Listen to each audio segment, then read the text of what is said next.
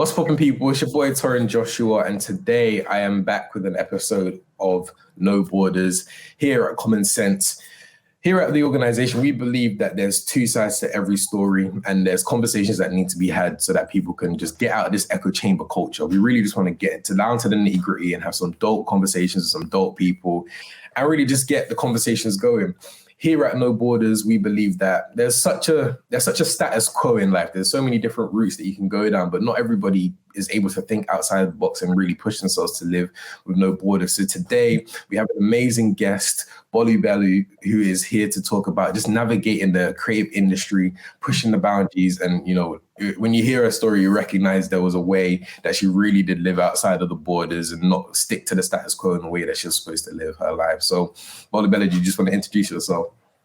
Absolutely. Thank you so much for having me on. So my name's Bolu Bello. I go by BB. I am a talent manager. And I've been in the talent management industry for about 5 years now. And I work specifically with upcoming creatives. That's my specific niche. So when I say creatives, I mean everyone from kind of an artist to photographers, videographers, people that do graphic design as well. So quite a mixed bag for me. But yeah, what I do in a nutshell. So just quickly, how did you get into that? What made you want to get into this side of the creative industry? What made you want to get into creativity in general? That is a good question. I'd have to answer that question by saying I didn't want to. Growing up, my plan was to become a criminal barrister. That was always my dream. But I guess, I started my degree at the University of Sheffield, so I did a law and criminology degree. And I started that, and about, I'd say 4 weeks in, I knew that was not going to be it for me because I think I was just so in love with the way it's portrayed on TV, and, it was so exciting, it was so fun. And the reality of that, law that is, was very different to that. And I was like, okay, this is not something that fills me with passion. And, it was a bit of an odd decision because obviously 4 weeks in, you're like, you haven't even really tried it yet. But I think once you know, right, your gut tells you instantly. And so because of that, I wouldn't say I parked my academics to the side, but it definitely became second place to me because now I was thinking, okay, so if I'm not going to do that, what else can I do? And kind of part of my response to that was to get involved in extracurricular activities. So one of the first things I did in first year was to join my university's event society. And I was an exec on their team. And what was great is that we were able to run kind of a 3-day festival in aid of charity. And that kind of gave me a flair for kind of event management, artist liaison, creative liaison, I should say even. Because I was able to work with poets and artists and, theatre performers and all sorts. And that really kind of gave me my first inkling as to what the creative field or the creative sector was like. So it was a lot of admin. It was a lot of organization. But the festival was fantastic. And just that entire year, just really learning from, the executives, it was great to kind of pick up some organizational skills and some event management skills as well. And then in my second year, I went on to become the African Caribbean Society president. Wow. My university. And again, that year was was a transformational year for me. I can't say that, I would be the person I am today if I did not go through that experience that year, because, ACS president is, organizing events, being the head of the society, you've got to represent the society, you've got to attend meetings, and you've got to work out finances and work on budgets and things like that. So it was a really kind of good combination of that. But I guess the kind of standout event for me personally was when we do something every year called a cultural showcase. And so, again, it was artists and singers and dancers and all sorts. So again, I was in the position where I was liaising with them and I was organizing things and I was sorting things. So that's, again, kind of helped me to work more on those skills. And although it was stressful, I must admit it was stressful. But I got to the point where I was like, I'm actually pretty good at this. I actually enjoy this. The stress was definitely there, but I enjoyed it ultimately. And, just off the back of that, having a conversation with a friend of mine at the time who was a host, he was just telling me, how stressful it was that, he would host events and then they wouldn't pay him on time, or, he'd do things for people and it was just like a nightmare doing the communication and things like that. And I was just like, but why don't you have a contract? I was like, that seemed common sense to me. Like, it seemed very common sense to me. But, for him, he was like, the vibe I was getting from him was that, that all that stuff was just overwhelming, was just, a completely different world. And obviously I was a law student, so I didn't think anything of it. To him, it was overwhelming. But yeah, by the end of that conversation, he literally asked me, do you want to be my manager? And I said, yes. Didn't know what it meant, didn't know what I had to do, but I said yes anyway. And that was kind of the start for me. And then, from there, I've just kind of gone on and, just really taken it all in my stride, really, and taken the challenges as they've come my way. So that's kind of a brief kind of backstory as to how I got into talent management. So it was definitely by accident. It was not planned at all. But I'm learning that the best things in life aren't planned. So I'm just rolling with the punches. No, it's so true. I definitely find that a lot of people, especially in the creative industry as well, they end up there by accident, myself included. My whole story is funny. I kind of just ended up here, but I'm here now.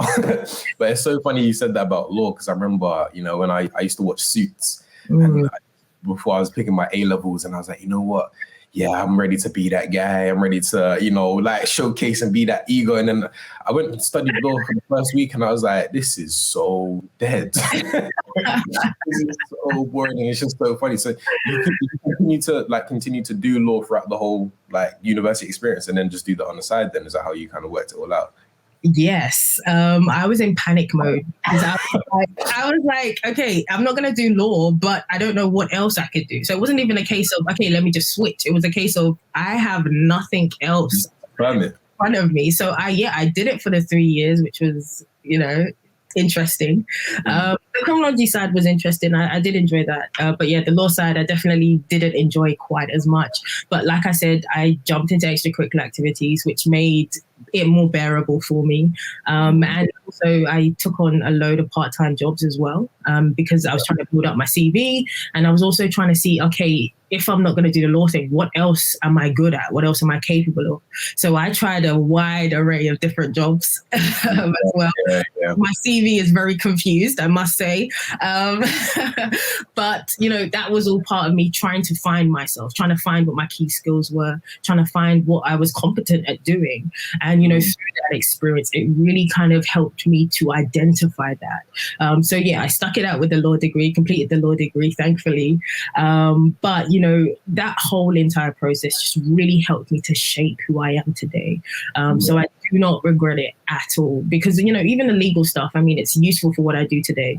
I joke about this all the time, but I'm like, some of my colleagues who, did the law degree, went to law school, did the whole school yard, I've seen contracts that they haven't even smelt yet. Right. So I mean, it's all been beneficial knowledge. Like, I don't regret it at all. I can read a 60-page contract, within minutes, very, very easily. That's a skill. Be me. I can't lie to you. That's always okay. Wow. So, those are skills that I can use forever. And, communication skills, being able to articulate yourself clearly, whether, written or kind of verbal, all of these sorts of skills was what I learned as part of my law degree. So yes, I might not be practicing law, but I am still kind of using the legal skills that I picked up every single day. So that's what's important to me. So yeah, I don't regret it at all. Nice. So there's so much I want to unpack here, and there's so many different things we want to talk about. So just going off the back of the university experience and that whole, season or whatever, what was that transition like, going from university to now being like, okay, I've now got these skills on the law side, but then I know this is not my passion. I know it's not something I want to do, but I also now have this managing side that I'm doing as well. What sort of steps did you take to now think, okay, did you take any other jobs? Did you go down the law side, or was it literally like, okay, I'm going to jump straight into the talent managing thing and the creative side and just do what I was going to do? What were the sort of steps you took navigating out of university into the real world, per se? Yeah, great question. Okay, so yeah, I got to kind of the tail end of my degree, around dissertation time. And, because I enjoyed the criminology aspect of my law degree, because I did law and criminology, I decided, I was going to go into either the police service or the probation service or, something like that, somewhere where I could have contact with, this is going to sound weird, criminals. Because oddly, I have a crazy fascination with them. And, the criminology side really taught me about kind of the socioeconomic factors that, lead to criminality and, personality factors and all these sorts of things. And that was really interesting for me. Yeah. So, my goal was to kind of go down that line. And thankfully, I had actually secured a graduate scheme. So I think this was around July I graduated. And then, I was due to start in September. However, when it got to July, I started feeling funny. I started feeling like, that wasn't where I was supposed to be. That wasn't what I was supposed to be doing. And so again, listen to my guts. And, within a month, I had applied and got funding for my graduate MBA. Wow. So I went and did that for a year. While still doing the talent management thing on the side. But obviously I wanted to learn the practical skills to run an agency, to run a business, because, my philosophy when it comes to things is, if you're going to do something, do it properly. So I took that extra year to kind of ease myself into the talent management industry properly, while still kind of learning, again, some real practical skills that I could use. So, even if the talent management thing didn't work, I would still have recognizable skills that I could then apply to another sector, for example. So it was just something that kept pulling me to the talent management thing. I can't even explain it to you. Yes, it was a side hobby. It was just something I did on the side to help the people around me. That's all I saw it as. But there was something that kept pulling, me towards that. And, as a person of faith, I felt like God was telling me that, this is where you're going to make an impact. That's what I believe, I was told. And so because of that, I kind of abandoned everything else and was like, okay, I'm going to focus on this wholeheartedly. And so I did my MBA, and I've been kind of doing it ever since, really. So I haven't really ever had a proper job, I must say. Really lucky. There's a lot of people right now that just wouldn't be able to make that transition, or I guess have the trust to kind of go into that and really take those steps. So you got a big heart to be able to do that. I can't lie to you. I mean, you're absolutely right. And, I can't ignore the fact that there were other kind of factors and benefits and privileges that I have at play. For example, I have parents who are supportive of this, right? I mean, I turned 24 yesterday. And thank you. But, it's just thinking about it, how many parents would still be happy for a 24-year-old to be living in their home with kind of, not a certain kind of career path for themselves. Yeah, definitely. So I have the privilege, I have the luxury of that. I have parents who are super supportive of what I do. And so that enabled me to really be able to chase this and focus on that. Because I don't have to worry about all these other things. I don't have to worry about rent. I don't have to worry about all these other expenses. I can focus kind of solely on what it is that, I'm trying to achieve here. And not everyone has that luxury. Not everyone has that privilege. I'm sure a lot of people my age, they would have had to, take up a role that they might not necessarily be as happy in because, they need to be able to sustain themselves one way or the other. So that is a privilege I cannot ignore. So it's definitely not a decision that, anyone could take, or is a decision that, should be taken lightly.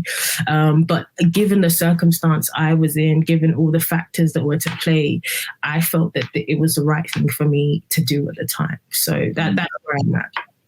Yeah, your story just sounds so amazing. And again, it's that I can definitely see there's that element of just trusting the process, trusting your gut, like just kind of taking those steps towards those things. And it is really, really amazing to hear.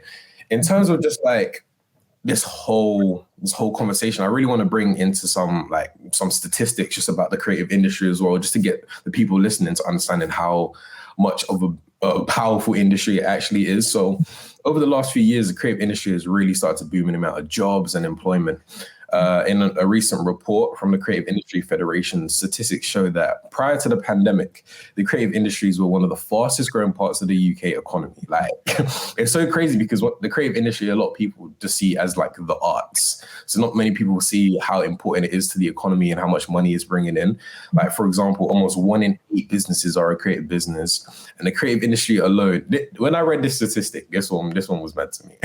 The creative industry alone was contributing a higher gross value to the economy over the automotive, aerospace, life sciences, oil and gas industries combined. And I think when you hear stuff like that, it really does blow you away to recognize, okay, what I want to see from your perspective, especially now with your experience in the industry, what are some of the perspectives that you see from people like that when you say, oh yeah, I work in the creative industry, I work with creatives? What are some of the perspectives? Because I know me personally, I feel like there's sometimes a stigma to sometimes feel like, oh, you know, you don't have a proper job, you don't really contribute to like real education, like those sort of things. So what are some of your experiences, especially recognizing those are the facts? What are your perspectives that you've experienced? Absolutely. I think kind of one aspect of it is that creativity is seen, like you said, as the lesser to the corporate. And it's also, to a large extent, seen as the opposite. Like, you know, I'm a creative because I don't fit in the corporate space. And, you know, that's a difficult thing to deal with because creativity is not the opposite of corporate. Because if it was, then the creative sector wouldn't be contributing the amounts to the economy that it does, right? That wouldn't be the case, right? So the creative sector is, you know, is corporate in a way. It is about making money. That's what it's there for, right? So it's not, when people think of creativity, they think, oh, you know, the hippie, you know, let me just do whatever I want to do, let me just relax. Like, no, the creative sector is a very serious sector. And it has the exact same structure as the corporate industry. That's what people don't realize. Like, creative agencies and stuff still have to focus on their branding, still have to focus on their marketing, still have to do ads, still have to, do you know what I mean? They still have to pitch themselves. These are all very corporate skills, right? But, you know, they do also exist in the creative sector. So one thing is clear, that, you know, corporate and creative, they're not at, you know, ends of the different spectrum to one another. They share very similar skills, but people don't understand that or recognize that. And so that's why creativity is seen as, you know, way more relaxed, when really, if you truly want to be successful as a creative, then you need to have some of these seemingly more corporate skills in order to be able to succeed. But, you know, even in terms of, you know, this was a conversation, you know, I had, you know, 2 months ago now, you know, talking about kind of internships and things like that. I'm like, okay, when I look at traditionally corporate sectors, you know, banking, finance, you know, medicine, all these sorts of things, I look at internships and I look at the funding provided for them, and there's a huge disparity between those internships and the internships within the creative sector. Number one, enough internships in the creative sector, definitely not enough. But number two, there's not enough paid internships in the creative sector. It's always, oh, just come into my office, just gain some experience, and, you know, you can make some social media posts. And it's like, that's not good enough. That's not good enough. And so even from that perspective, in terms of kind of funding as well, that what is being allocated for the creative sector versus kind of the corporate sector is completely different. And that in itself reinforces that creativity is inferior, that creativity isn't something that people should invest time into, should be invested. Right, because it's like, well, if I go into the corporate world, there are so many opportunities for me. There are so many groups. There are so many platforms that can help me with my CV and with helping me get a placement and all these sorts of things. There's so much support there. But when it comes to the creative sector, there's just nothing. Why do you think that is? Because there really is that undervaluing of the creative side of things. Like, what do you think that? What do you think the causes that? I think it's often the way creativity or the creative sector is portrayed. And this could be in the kind of, even in the films that we watch. When you think of an actor who has a creative role, we see them kind of at home, lounging, taking walks, I need to get some inspiration. And, that's the way they're presented. And, or that, they're at home, just painting something on an easel, and it all looks very casual and flowy, right? And that's not the reality. That is not the reality of creativity. So the way that creativity is portrayed across the media is a huge part of that, of our kind of altered perceptions of creativity and what it is, and just how important it is. I mean, the stats don't lie. I mean, creativity has a lot to do, and nothing would exist without creativity. Nothing would exist. So it's like the way it's portrayed really does subconsciously affect kind of how our perceptions of creativity are ultimately viewed. And then obviously there's the cultural perception as well. Even financially as well. Creative jobs aren't paid spectacularly well in comparison to kind of corporate jobs. I mean, I have a friend of mine who, she told me the other day, she's a lawyer now, a trainee lawyer. And she was telling me the other day, she said it so casually. She was like, I'm earning more than my parents combined. And it's like, that's crazy to me. But it's like, she was in a creative role, to get 40K a year would be a huge success. Whereas, trainee law students on 80K, 120K above. Do you know what I'm saying? So even the payment is substantially different. And so, everything has a price tag. It subconsciously reinforces one over the other. And that's unfortunately, I think, what's happening, especially in our society today.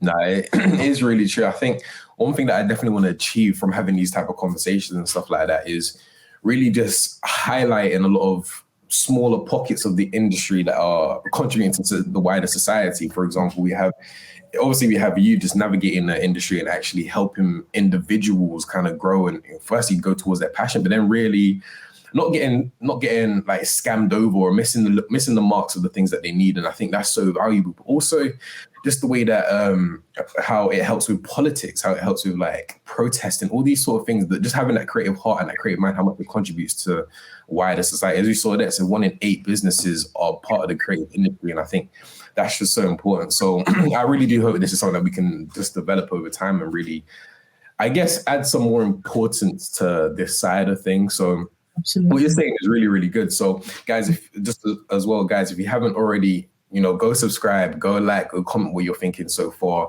We're having some great conversations that are to come as well, just, going deeper and further into this, this topic really. So go subscribe, go comment, go like, don't forget.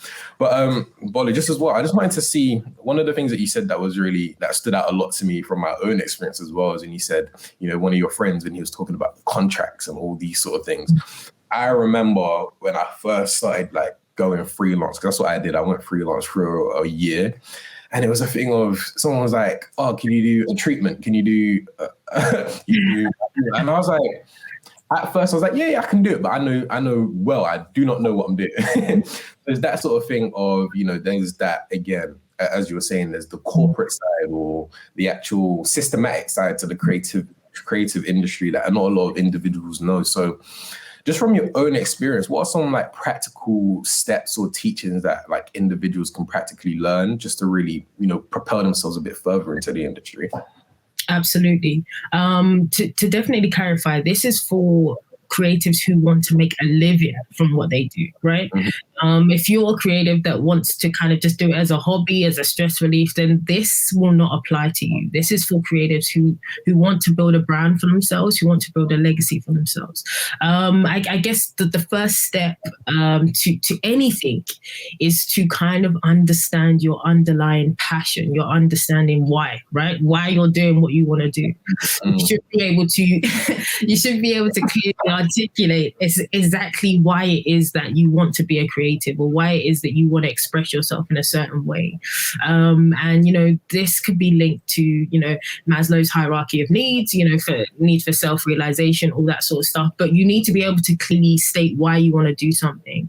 Because because that why is what is going to keep you kind of keyed into the bigger picture, right? It's going to keep you grounded. It's going to keep you focused because, everything else is kind of, a lot of it is out of your control. But if you have why, if you have your reason for doing whatever it is that you do, then you'll have a really great foundation for yourself as a creative. The next thing I would advise anybody to do is to do their research. I cannot stress that enough. Creatives don't do enough research. They just, oh, I can take a picture. Literally, it's like, oh, I can take a picture, or I'm pretty good, with graphic design, and it's like, okay, like that's the kind of base level of the skill, but obviously you want to be successful in this industry, so it takes a lot of research. It takes firstly kind of understanding the niche that you're in, right? Researching photographers, successful photographers, if you're a photographer, for example, and thinking about, okay, what are they doing? How are they doing it? What are they, sharing on their social media? What sort of content do they have out there? What does their website look like? What sort of colors are they using? What sort of style of photography am I particularly interested in? Because portrait photography is different from landscape photography. It's different from, do you know what I mean? It's different from kind of editorial photography, right? It's all very, very different. So really taking time to research into your niche and finding, okay, where do I want to position my brand within all of this? Where do I want to be? Do I want to be high end? Do I want to be low end? Do I want to work with agencies? Do I want to work with one-on-one kind of sole customers, right? So what is it that you want to do? So doing all that research will give you a really, really good foundation, because then that will give you a clearer idea as to kind of how you're going to achieve things. So the biggest kind of bone of contention I have with creatives is that they come to me and they're like, oh, I want to do this, and this is what I want to do. And I sit there and I'm like, okay, how are you going to achieve that? That is the ultimate question that you need to be able to answer. So doing that preliminary research into your niche will help you try to understand how it is that you're going to go about doing that. And I mean, that was what really helped me when I first started my agency. I mean, I was researching so many other talent management agencies, looking at their website, looking at the type of fonts they were using, looking at the colors, looking at the stuff that was, I was looking at their social media, looking at, what sort of content were they putting out. And that helped me to form an opinion of what I wanted to be like, and also what I didn't want to be like, right? So all of that research is super important. Then on the flip side of things, you then need to look at, okay, who is your ideal customer? So it's really thinking about kind of those all important customer personas. Who is it that you want to serve? I mean, the way you're going to approach an agency is going to be very, very different to the way you're going to approach, a sole business owner, right? So it's going to be very, very different. So do you want to work with kind of individuals, models, one-on-one, or do you want to kind of work with these bigger kind of brands? What do you want for yourself? Because again, that will determine and dictate the approach that you therefore take as a result of that. So really getting into the nitty gritty of who your target audience is. And I am not talking about doing this surface level, oh, are they a boy? Are they a girl? Where do they live? And all that sort of stuff. It's digging much deeper than that. How much money do they earn, right? Are they urban or rural?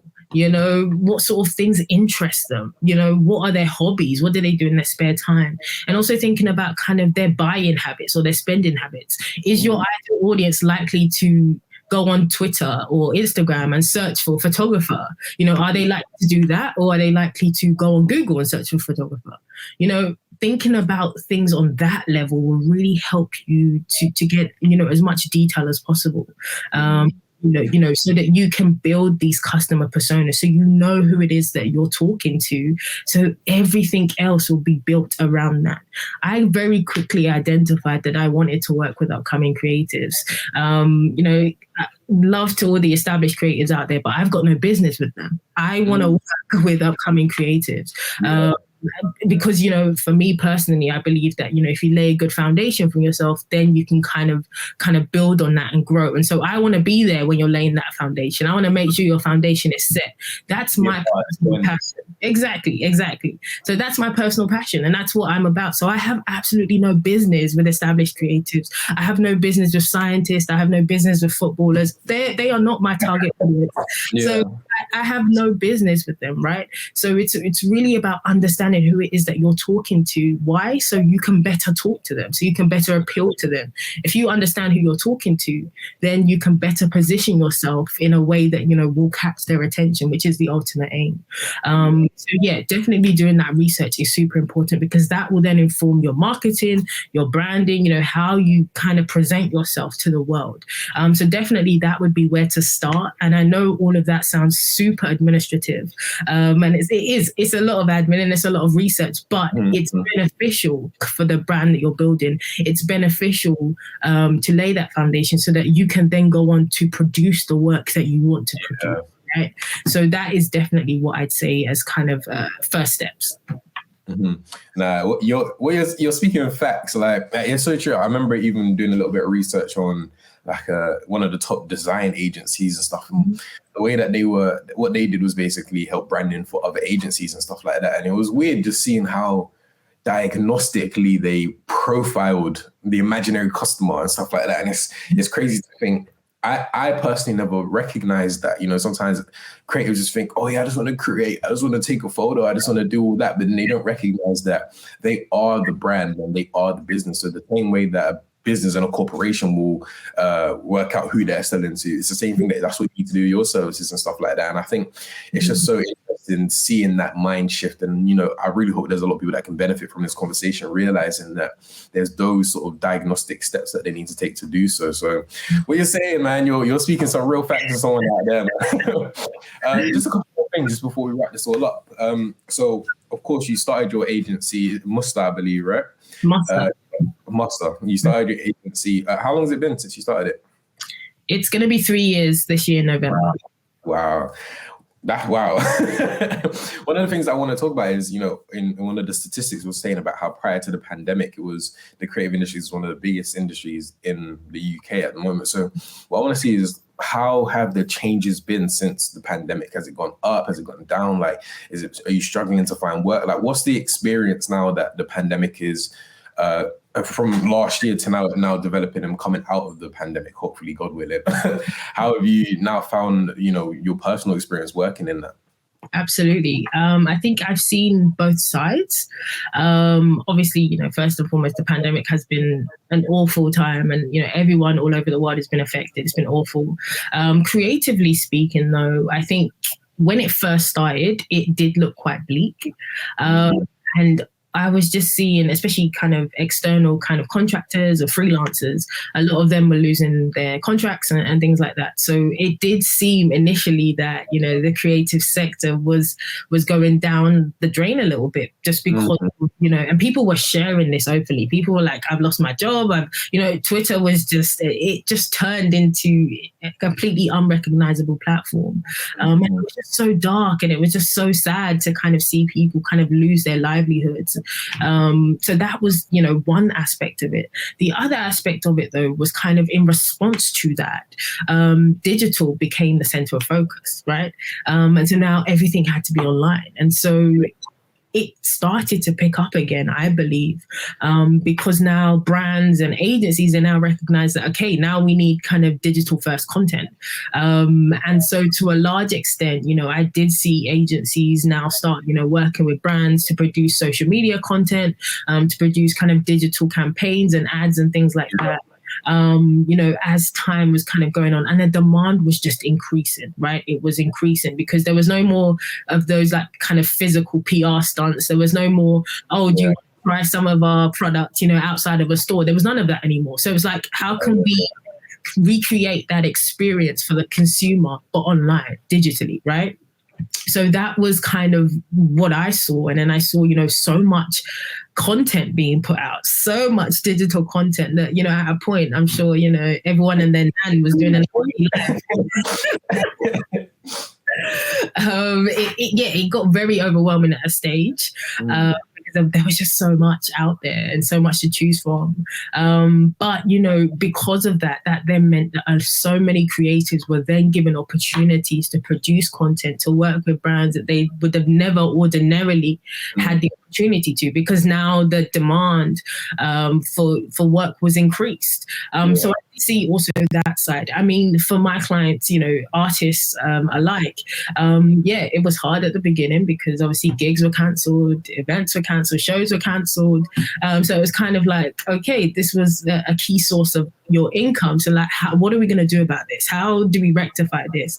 And so we pivoted by taking the exact same approach by focusing on the digital. So now it was looking for kind of collaborations and sponsorships and, working with brands from that perspective, which for a lot of them, they hadn't really done much of yet. Because we were so focused on the physical kind of gigs and the events and things like that. So now it was like, okay, now we got to look for sponsorships, we got to look for collaborations to be able to kind of replace that source of income for them. And then we also looked into kind of gig streaming platforms and websites as well, so that they could still kind of give a live performance and have their fans pay and things like that. So it was really about being creative, ironically, with how we now connected with our audience, and trying to give them the content that they would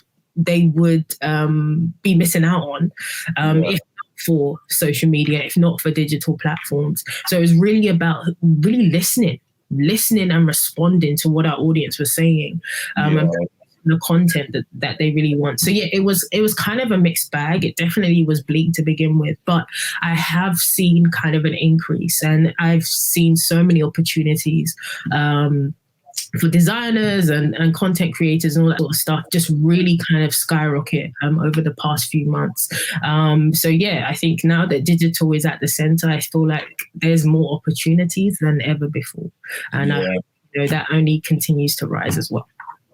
How can just to end on this, how can businesses that aren't focused on the creative scene or individual creatives, how can they actually kind of jump on this and actually invest into the creative scene? Like, how can they benefit from doing that? What sort of advice would you give to those people? Absolutely. I mean, like I said before, nothing is done without creativity. So even someone who works in finance or in medicine, right? I'm seeing a whole lot of them on TikTok now, right? Yeah. Exactly, right? And the reason they're doing that is because they're trying to increase their kind of brand awareness, and they're trying to tap into audiences that they ordinarily wouldn't. So creativity is definitely embedded in every industry, regardless of what anyone could possibly try to say. So I guess a brand or a company's response to that would be then to seek for opportunities where they can provide funding for the creative sector, for example, and also paying kind of creative facilitators to kind of run sessions with their clients, with their employees. Reason being because creativity isn't just kind of what you do, it's also how you do it. The end product might not necessarily be creative. So you might not produce a leaflet or a poster or anything like that, but the process whereby you got there was creative. So understanding creativity as a process as opposed to the output, I think will really kind of help these companies to better kind of relate to the creative industry as a whole, and maybe will help them better appreciate the creative industry as a whole. Definitely, if they can provide funding, then absolutely do that, but also kind of looking for ways to infuse it into actually what they do and how they do it, and teach creativity as a core key skill. I don't care what industry you're in, creativity should be one of your skills. You should be a creative person. You should be able to think outside of the box. You should be able to make connections where other people might not make connections. You should be able to do that, just as a human being. So maybe taking that approach to it, as a company or as a brand, would help to kind of alleviate the gap between the creativity and the corporate sector. Just so, there can be better understanding on both sides. of the line. So yeah, I think that would definitely benefit, not only our generation, but, generations to come, so that, children are taught, as they kind of grow up, that, both are viable options. It's not, okay, if you don't want to do the corporate, then you should do creative. It should be, you can do this or this, presenting them as equal options for the next generation, I think is really, really key. Wow, what you're saying is so amazing. It's so true. And I think what I got from what you just said a lot is kind of just embedding creativity into the culture of your organization and your business, and just a way of life for everyone and individuals, to be honest, because again, as you said, like everything starts with creativity and it ends up reaching the people you want to reach and impacting the people you want to impact. So I'll just say, like, for everyone listening to this conversation, just recognize the importance of creativity in that sense, and not see it as that, again, as you said, the hippies, the TikTokers, those sort of things. There's an element of that should be embedded in you. And I just love hearing your experience and, the journey that it took to get you there. So again, I really appreciate you having on. And I really hope this conversation just impacts a lot of people and really shows them, the steps that they can take as individual creative, but also the big corporations, organizations that kind of overlook that side of things, what they can really do to really implement and just boost their sales, everything about themselves. And to be honest, like that. So again, I just really appreciate you having just coming on and, just speaking your truth, speaking your story and everything like that. Is there anything that you want to sort of plug, any like social media, all of that sort of stuff? Absolutely. Well, thank you so much for having me. I've really enjoyed this conversation. You can follow my agency, the handles with Muster, on all social platforms. And then also my personal handles is on Twitter, it's Bolu_Bello, and on Instagram, it's just Bolu Bello. So yeah, definitely, if you see me on here, definitely say hey. I'd love to get to know you, love to get to meet you, and yeah, hopefully to hear from you guys soon. Cool. Guys, that has been this episode of No Borders. Look, at TCS, we are looking to have some amazing conversations, continuing to just bring in different perspectives and, just discuss some things that may not be discussed all the time. And again, just bring in opposite sides of the spectrum to have conversations and just inform people. So if that's something that you want to continue to enjoy and watch, you can obviously stay and stick and watch No Borders some more. Or you can just subscribe to our YouTube channel. We've got a bunch of different content from politics to cultural affairs also on there. Or if you want to become subscribed to our network, you can follow at join.tcs.co.uk and sign up for our newsletter and things like that. But again, Bolu, we just really thank you for having you on and just, speaking everything that you've been saying. So thank you so much. Absolutely. Thank you so much for having me. Coolio.